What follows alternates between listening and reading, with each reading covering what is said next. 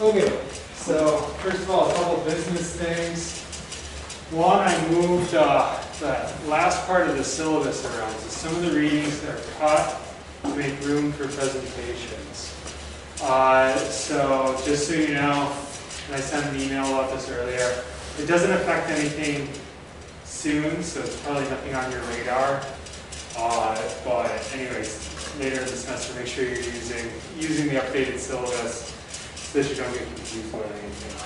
By the way, just so you know, I will randomly select people to go on certain dates. So, and you can trade with each other, but I don't, I won't move you around. So if you're busy on that day, just find somebody to take your place.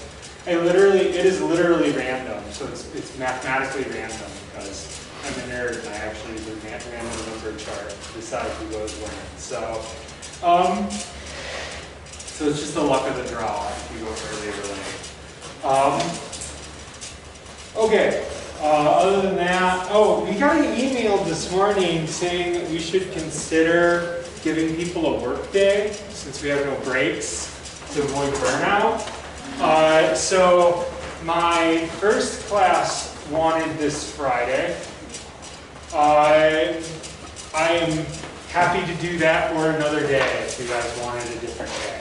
So if you want it, right? Going back to if people don't want it, you paid for my time, I'm more than happy to stand up here and guide class discussion more. So do you guys want a day off? Is that going to help you guys? Okay, cool. What days, weeks are you guys feeling? Should I bring up the syllabus or? You guys want Friday too? Okay, cool. So that makes it really easy for me because it's the same day off in both classes. So, okay, so this Friday we'll have I will still come. So if you want to come and work on stuff, you can. If you want to come and ask me questions, you can. I will come up here and be present. I may leave 10 minutes early just because, I'll be sitting in a room by myself most likely. But other than that, you guys are more than welcome to come up here. Okay, any questions on that? Cool, wonderful. So today we're going to talk about, just a little more broadly, about global inequality. And we'll talk about the article on Monday since we're not going to have class on Friday. So really when we're talking about global inequality, our question should be kind of, why does it persist, right? We've learned, in learning about colonialism, it's one thing to say you would expect, right, that if colonialism ended and that sort of intensive resource extraction regime and that sort of heavy violence that went along with that ended, you would expect people to become more equal, right? But that's not what we've seen. So actually, if anything, inequality has continued to grow. And a lot of countries in the world, most countries in the world, most of the population of the world is worse off than they were 20 or 30 years ago. So it's kind of this this question: why do we see this persisting? Right? Why do we see this global inequality persisting? So if we were to think about our article from Monday in this light, essentially what their explanation would be is that there's sort of the residual effect of colonialism, right? That's essentially how they're explaining it. So contemporary violence, contemporary instability within countries is perpetuated by the colonial past. That would be their explanation. We're going to get a couple different explanations of global inequality today. And they'll be under this sort of broad title. Our first is World Systems Theory. And then later on, we're going to talk, towards the end of class, about something called neo-colonialism. So those are the two different explanations that we have of global inequality. So to get us kind of thinking about world systems, let's kind of, so world systems theory is basically a claim that you cannot understand individual economies as being independent from one another. So there is no such thing for world systems theorists as, say, a US economy. We talk about the US economy all the time. For the world systems theorists, there is no such thing. There's only a global economy, right? And to see how that works, why that, because it's a pretty bold claim, right? To say that countries don't have economies is pretty non-intuitive, right? So to kind of get us into thinking why that might be, I want us to, I know it's summer, so this might be a tall order, people to check their clothing to see where it's made. Can anybody have any clothing that they can check? Like, easily, we only need a few. Look at that teamwork back there. China? Kenya. What? Kenya? Kenya. Oh wow, that's pretty rare. Yeah, okay. What does it say, dude? The shit on the tab made Yeah, it in. doesn't say this is like foreign company. Where is it from? Honduras. Honduras? Yes. Anyone else? My mask was made in China. Your mask was made in China. So was mine. I think a lot of the masks were because they got hit early. So I'm going to ask you a really non-intuitive question. Were these objects made in these countries?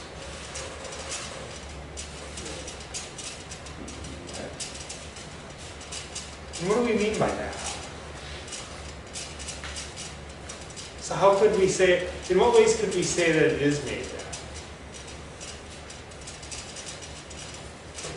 What happened? Yeah, go ahead. Was it because like it was originally made in say wherever it was in China, but like the company that owns the product is say somewhere else? So yeah, that could be definitely, like a lot of the time, the company that owns it, that's producing it, is someplace else. Yeah, totally. Why else? Let's start with what actually happened. So when you have a piece of clothing and it says made in Honduras or made in Taiwan or made in China, what does that mean?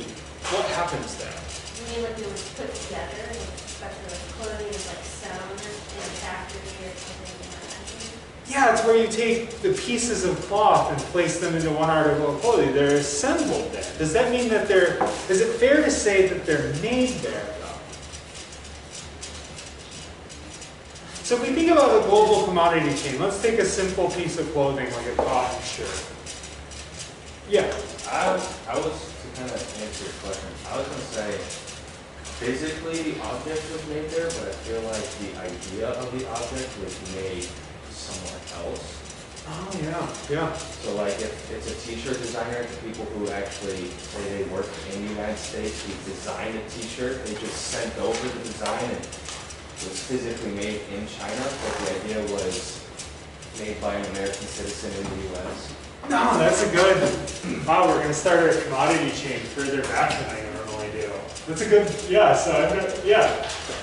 So you have a design. Oh yeah, where is clothing generally designed? What kind of countries do you think?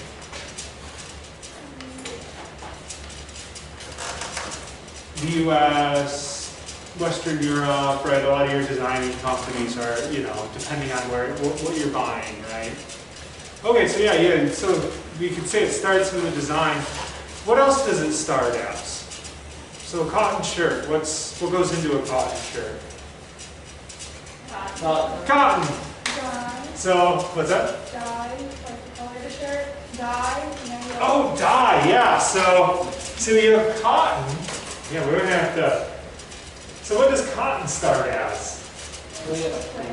A plant, right? So cotton starts at the first point in our commodity chain. Other than design, we're going to have parallel ones anyway. So so the first thing that it starts out with is that it's farmed cotton. right? Somebody has to farm the cotton, right? That's a good point about dye. Where does dye come from?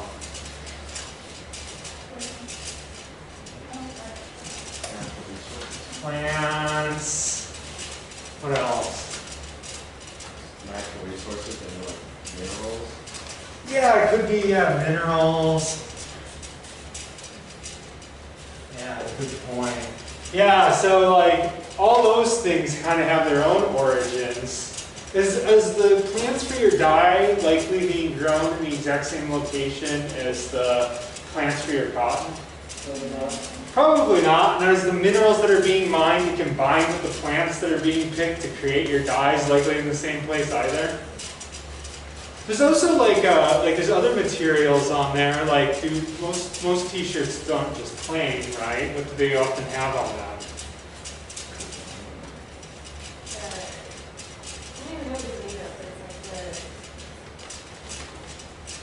Yeah, those designs. Like, anybody want to guess what those are made out of? You know, they peel off after a few years. Isn't it bamboo?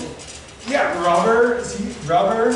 Sometimes some combination of rubber and plastic.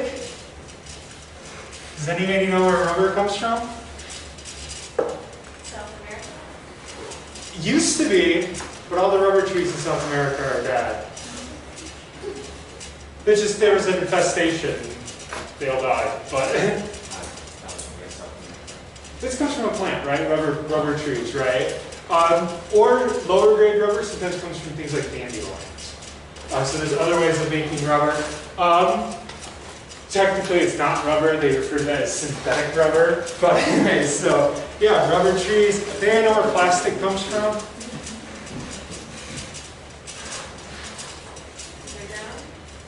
Petroleum starts out as oil, right? So you have all these things are being natural resources being created, but so far all we have is raw cotton, raw plants, raw material, raw rubber. What happens with all these things? Where do they have to go? To be what? They have to be harvested and then brought to a place that way they can be made into like cotton, into thread to be turned into a shirt, and then dyes to be grounded to be turned into dye, like the plants and minerals, and rubber to be harvested to turn into rubber. Yeah, and actually, like, those are great, but we can even dig in even further and deeper, and it gets more complicated, right? Because I'm just going to take cotton as an example. Well, cotton has to be processed. And by processed, I mean like it comes off the plant, but not all that's usable and not all of it's equal grade. So it has to go to a plant where they wash the cotton, they bleach the cotton, they decide whether the cotton should be kept in process or not. They throw some of it away. They separate the different grades of cotton, right? And from there, it has to go to a place where it's essentially turned into thread, right? And maybe the thread and the cloth are the same plant, but often probably not. And then it has to be taken and woven at a different plant, right? It may or may not be dyed in the place that it's woven. So it might have to go on and be dyed in another location. Right? And so we could take this, right? And these plants have to be processed. Right? And then once they're processed, they have to be turned into dye.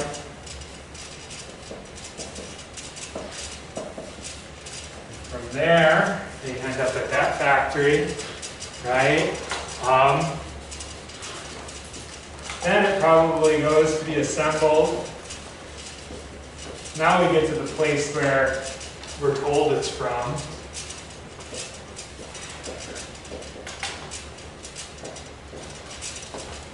And then you could go back here, right, and you could do the exact same thing out for these, right? But now all we have is a shirt sitting in Honduras. What happens from here?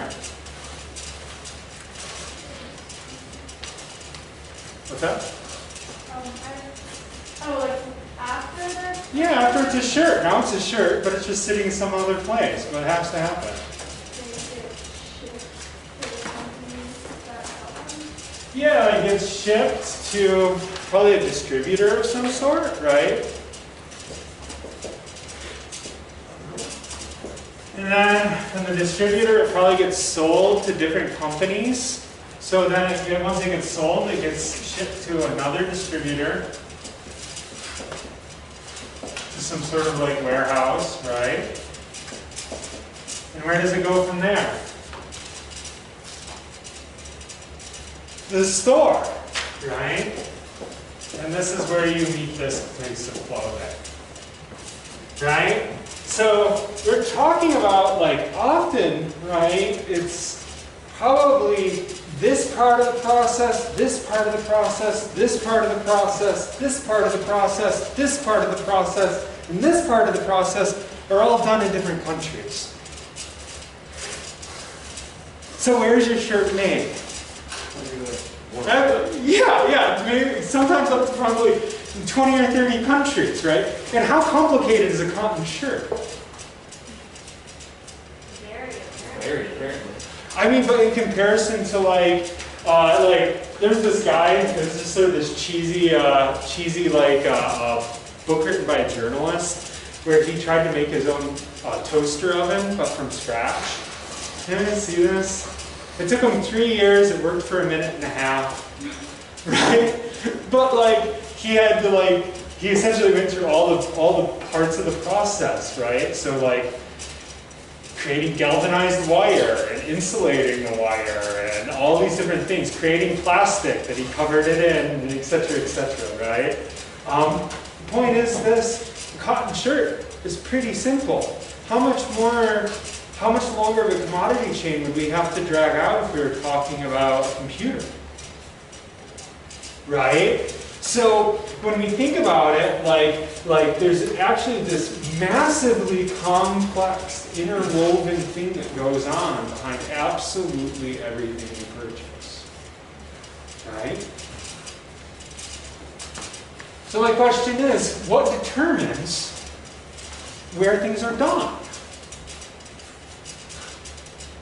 How do we decide which parts of this commodity chain are done where? Are you asking like why we choose the places we do with like everything? Yeah. I know sometimes it's like where it's cheapest. So especially with like where they're assembled, they use like labor places that charge them like the least or the most. Yeah. Essentially what's going to determine where what is done is how poor the country is. Right? So if we're talking about this part, other than the design, all that off. We're talking about this part of the production. We're really talking about some of the cheapest part of the production, right? This is where what most of your poorer countries are going to do. And then as you move up, right, essentially this line of production, other activities end up becoming more, you make more profit off of it. So they end up being in wealthier countries. So what parts of this process do you think happen in the United States when you go and buy a shirt? But like the distributor and all of Yep. And these are essentially where most of the profit's made. So when you buy a shirt, right, the price of the shirt that you pay, barely any of that goes back here. Right? So often you're talking about pennies on the dollar going back here. Everything else is made here. This is what we focus on in the United States. This is what we focus on everywhere else. Right? So, in terms of thinking about this, because this doesn't necessarily get us to inequality quite yet, right? Like in some ways inequality is an explanation of why different things are done different places. But if we start thinking about this in terms of the relationship between the countries, that's where we get to the point where it becomes an explanation of inequality.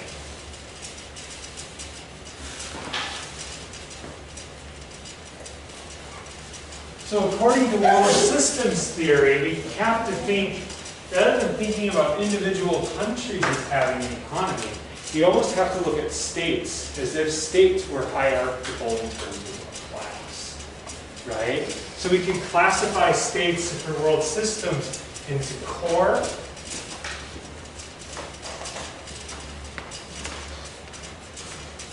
periphery, and semi-periphery.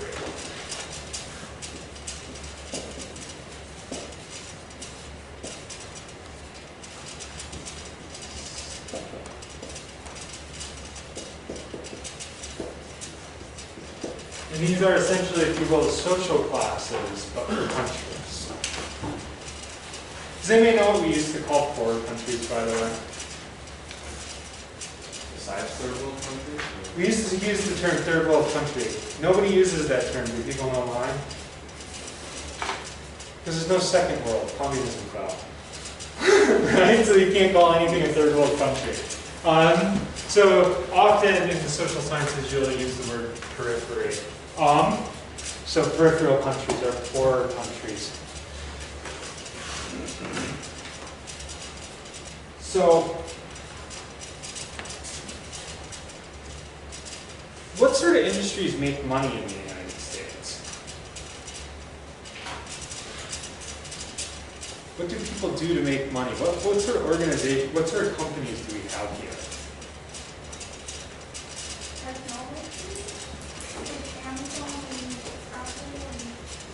We have technology, yeah. And so that's basically the design, like the design part of it, right?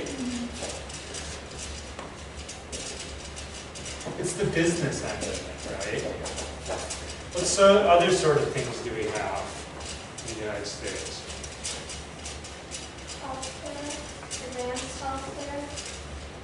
Yeah, we have healthcare companies.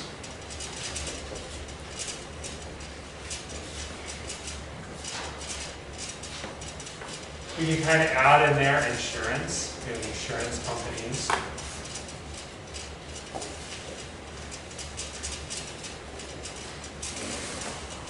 What else do we have? Cleaning products. What's that? Cleaning products. Sometimes we have chemical plants and things like that. Or like places that provide like arcade food, like food, stuff like that. We have stores, so distribution, right? That's another area. You'll have those in other countries too. Sometimes they're owned here, sometimes they're not. Well, there's something big that happens in the United States that none of us probably think of. It's probably what brings in the most money. Entertainment. Hmm? Like entertainment. Oh, yeah. Entertainment, yeah, that's not what I was calling for, but we do a lot of entertainment, right? Movie studios, television, cultural products. The financial sector. We're the world's financial center. That's probably where most of the money in the United States comes from. That's where most of our GDP comes from.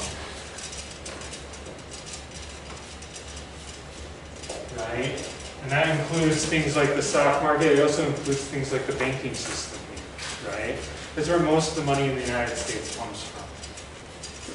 In a lot of ways, the United States specializes in financialization. Most of what this other stuff is owning, right? So in the United States, we own a lot of the businesses, right, that kind of run what's going on. And that's also kind of tied into the financial sector, especially because most things are publicly traded. Okay, in poorer countries, does anybody know what primarily brings money into poorer countries? I guess products that they grow. Yeah, good way, natural resources, Natural resources. right?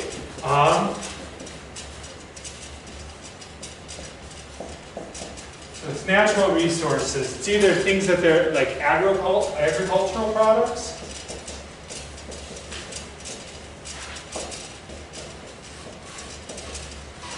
or it's literally like mining, foresting.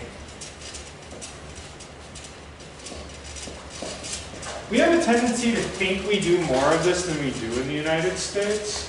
Like, we do have a lot of farms in the United States, but we actually only produce like something like less than 10% of what we consume in the United States. So most of what we get, we use in terms of agricultural products come from other places.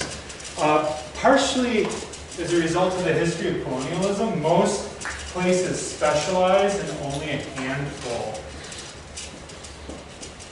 of resources. And often a country will have one resource that dominates its economy. So like when I was studying in Senegal, something like 60% of their GDP, gross domestic product, what the country produces in a year, comes from peanuts. Most of the peanuts in the world come from Senegal. If you ate a peanut this week, it probably came from Senegal. What's a problem with that? What might be an issue with that? What do people think? Yeah.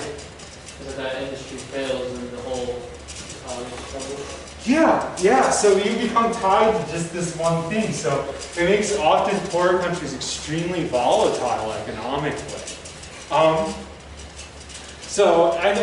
It also this seems like it would be weird to do, but we'll also kind of see that in our later explanation, often poorer countries don't have a lot of control over what they do in their economies. In that case, like peanuts are 60% of your GDP, and you get a bunch of studies that come out and say never eat peanuts again. What's going to happen to their economy? It's going to tank, right?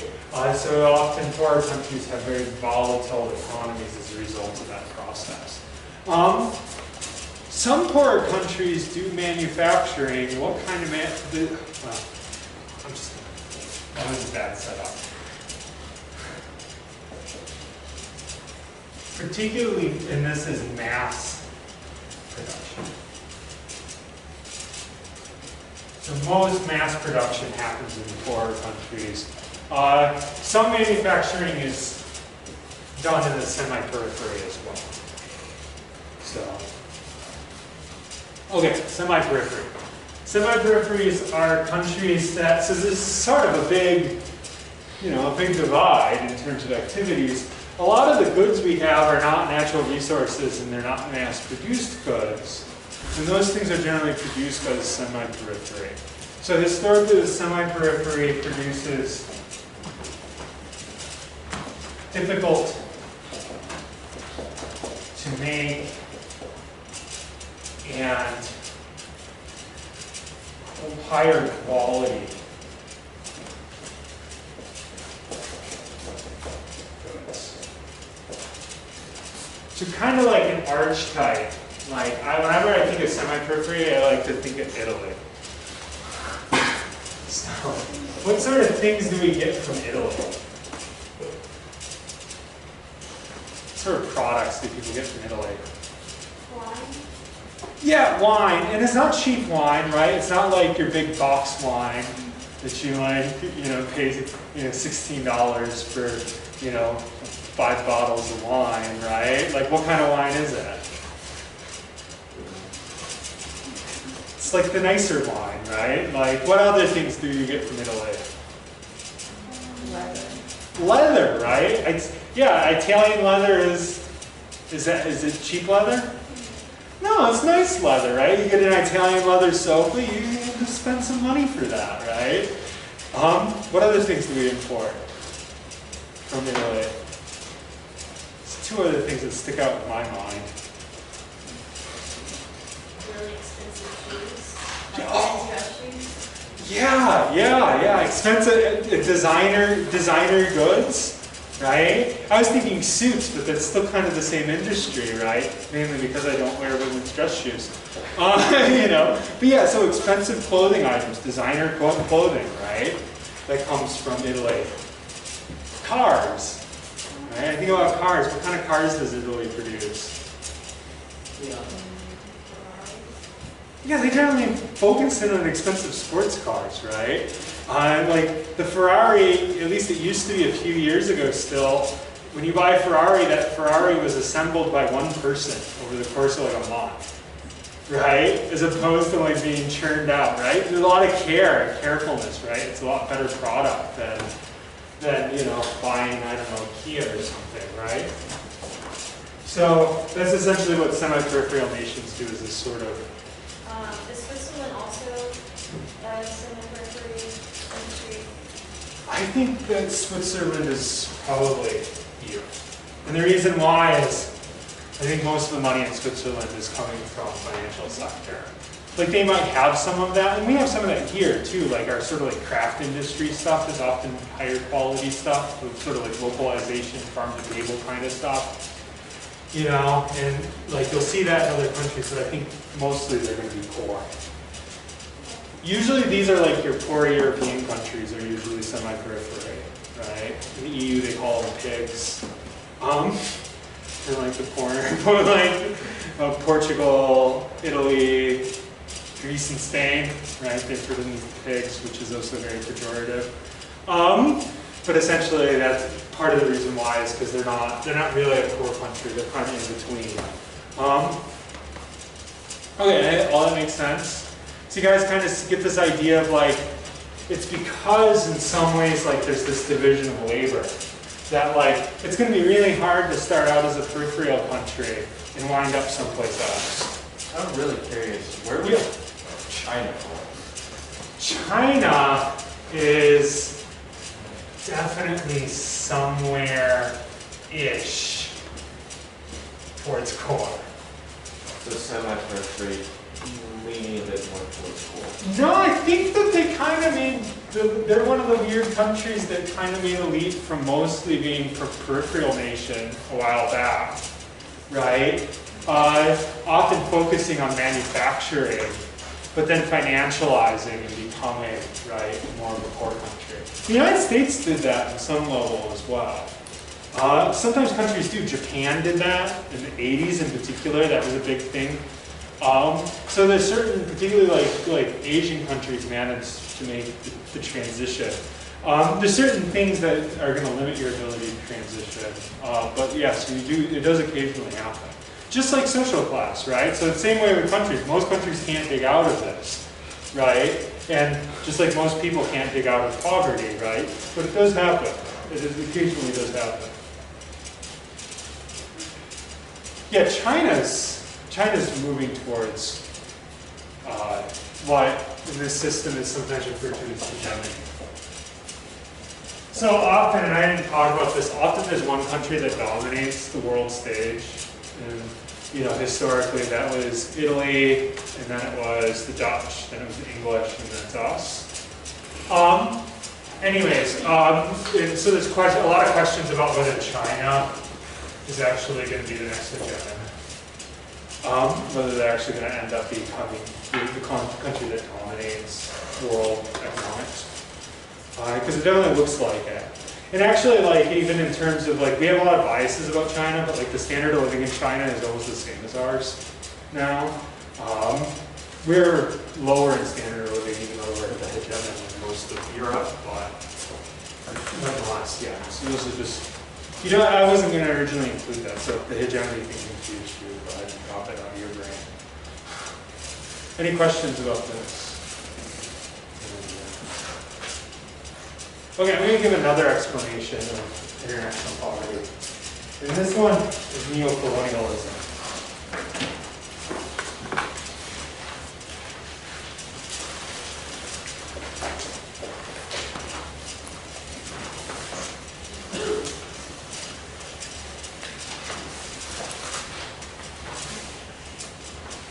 So according to neocolonialism, colonialism never really ended, it just looked like it did.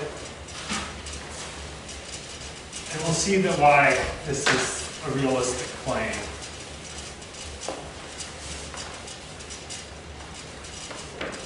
It's going to be a little less focused on division of labor. It's more, the neocolonialism is more focused on this, basically the way in which the financial sector is used as a weapon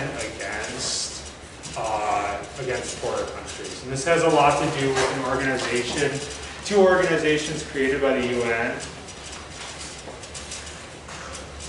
UN being the United Nations, right? You guys know what the United Nations is? The people. Okay, just making sure. Just making sure. You'd be surprised, like there's a lot of things that I would assume people know and then they don't, and then it's just really confusing. So if it ever seems like it's not pandering, it's just making sure. Have people ever heard of the International Monetary Fund or the World Bank? Some people. So, does anybody know what the IMF and the World Bank do? They loan money. So they create loans, right, for countries. And so there's a specific history here. So shortly after, and this is the reason why sometimes people will, like, I said that a lot of times social scientists use the word periphery to describe poor countries. A lot of times another term you'll see is developing or underdeveloped. A lot of times people are very wary of that term. And part of it is it's tied up in what happened with the IMF and the World Bank. So initially, starting in the 50s, right after World War II, the UN forms, and the UN tells everybody, get rid of your colonies, right? Colonies are an atrocity, they need to stop, get rid of them, right? It takes 20 years, but generally speaking, most countries, I think us and France are the only two left with colonies. And we don't, it's not really the same relationship. Like it's not this sort of resource extraction regime. We just have places that, I don't know, are basically like vacation places. And called colonies. We don't live in the state, but anyways, so most of the countries give up their colonies. But the idea is that a lot of these countries are encouraged to take loans out from the IMF and the World Bank to develop, right? You know, so like developing any sort of infrastructure, roads, you know, building dams so that they have electricity, all these sort of things, right? So the IMF and the World Bank loan out lots of money to the world, right? Then something in the late 70s happens called stagflation. I'm not going to get into what that is, but essentially what it did is it raised interest rates through the roof. This is where international loans work a little bit differently, because let's say you take out a loan, you guys are taking out loans right now, right? What kind of loans are most of you guys taking out? Student loans. And there's a lot of conditions on your student loans that you start out with, right? Like you have to pay it this way, not that way, right? You select different payment programs. Once you select your payment program at the end of your degree, you're locked in. Whatever interest rate you're paying, that's your interest rate, right? And then also like whatever terms, like I'm on, by the way, everyone should do this if they don't know this, income contingent repayment, right? That's the only one that you should probably do. To the side, right? So like there's rules about how I repay. You know, I don't have to pay up to the percentage of my income, right? Anyways, so that's sort of set in place. That's not how international loans work.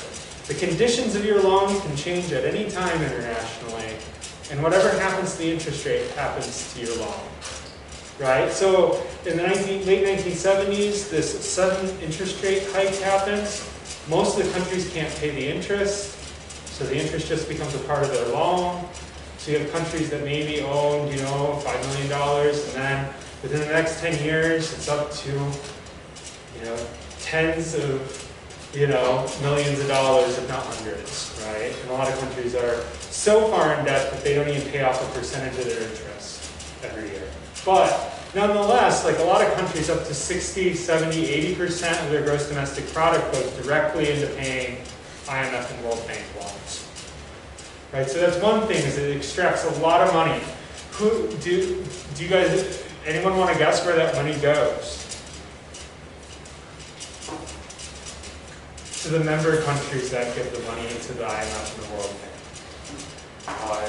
So primarily what happens is money from other countries is directly extracted by the IMF and the World Bank and goes directly into our own governmental budget. So most of what our government functions off of actually, not most of, a good chunk of what our government functions off of actually money from other countries that we extract from them.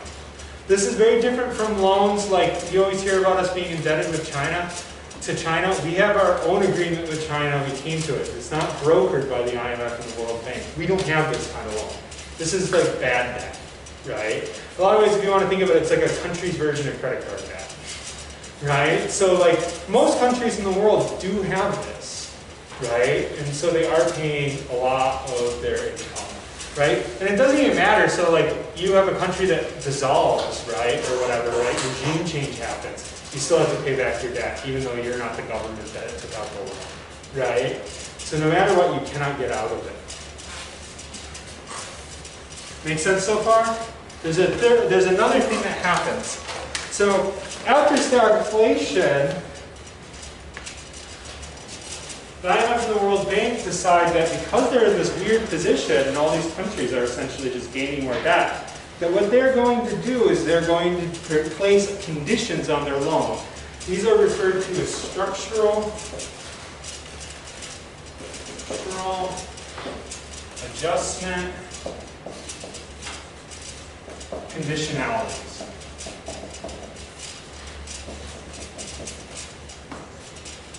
And what structural adjustment conditionalities essentially do is they allow the IMF and the World Bank to decide what a government can spend money on,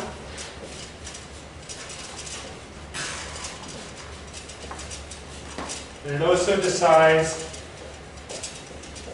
what resources and how a government sells them.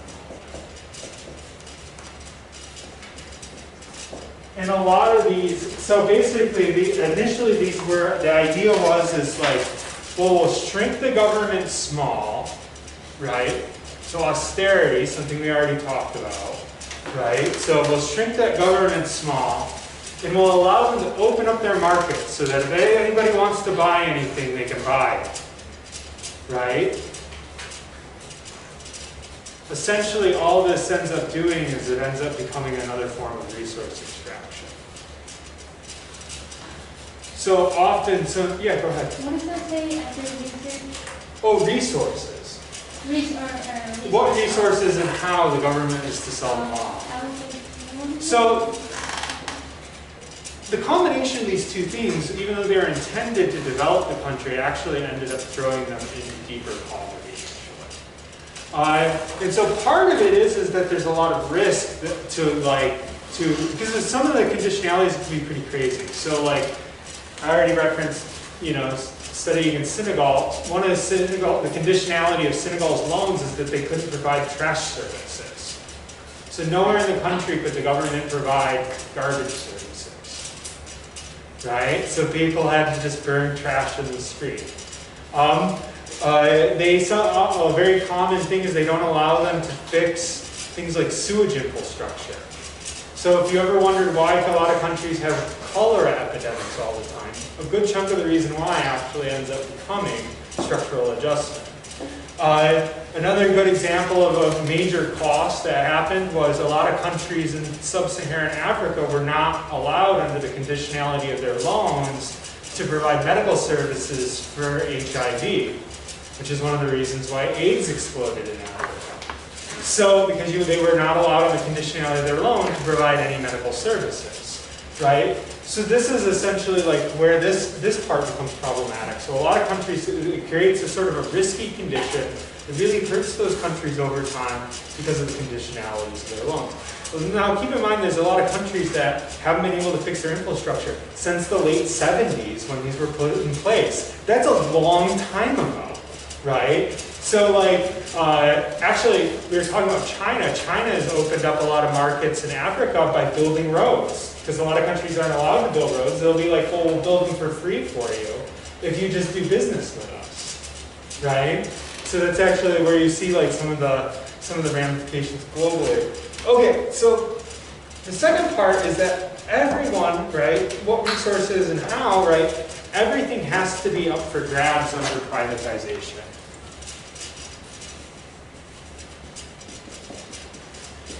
So they have to be, essentially governments are forced to sell off their resources if the IMF makes them do this. Now, resources can be, they have to open themselves to things like mountaintop removal. They have to be willing to sell off minerals, even if it ends up displacing populations, even if it, et cetera, et cetera. There's some really extreme examples of this. One of the ones that really hit, and these, like, countries are always being placed under new conditionalities. So about 12 years ago, one of the things that people were talking a lot is countries were being forced to sell off their water rights, so that the water in the country was no longer owned by the country or its population, but the water was owned by a third party. So that if you use the water, you know, for your municipal system, you had to pay this third company for the water, right? Because they own the water. There was even examples in South Africa where companies tried to charge farmers for rainwater, because it was their water that fell from the sky, because they owned all the water in this part of South Africa. Right? So like some of this gets really extreme and crazy, right? But in essence, like if you're talking about this sort of system, basically what happens is anything produced by the country is going back to the IMF and the World Bank. All the resources being sold off, even thinking about, so you privatize it, the government sells off their water rights, what does that money go towards? And it goes back to the member states that invested in the IMF and the World Bank. Right? So basically the argument here is that colonialism just became cheaper rather than actually, right? It became cheaper because you no longer had to send off tons of soldiers to go and like kill off indigenous peoples. You could just sit back, right, and draw wealth out of those countries and just basically have the IMF and the World Bank enforce that. So those, they're giving resources to the World Bank, or the World Bank is getting what? What's that? So those countries that are giving the resources, they're selling the government's resources, they're selling them back to the World Bank, or the World Bank is... Well, the money that they get, they sell it to a corporation, but that money doesn't go back to that country. It just ends up going back to the World Bank. Make sense? So like if you wondered why countries are sort of persistently poor, this is actually one of the really common explanations of why, right? We basically have a system that reinforces it. Does anybody know what will happen to your country if you don't? Anybody want to guess? It's a trade violation, you get sanctioned. So essentially you get kicked out of the world economy, right? So, which some countries have even chose to do. And there's questions about whether, like, for poorer countries, involvement in the world economy is actually beneficial. And like a good example of this is the Cuban economy is often stronger than a lot of South American economies. And it's actually just because they got kicked out of the world economy. So they never ended up in the system. They were already sanctioned by the UN, so they never actually ended up in this sort of like weird debt cycle. Okay. Any questions or thoughts people have? Once again, I'm not saying you have to, I say this a lot, you don't have to agree with anything that gets talked about in this class. This is just a very common perspective. If you spend any time in the social sciences, you'll come across it again. So. Neo-colonialism is very common. Okay, have a good day. Like I said, I'll be here Friday, but you don't have to be. Work on your papers, etc., etc. Relax, take a nap, enjoy an hour of your life, whatever you want.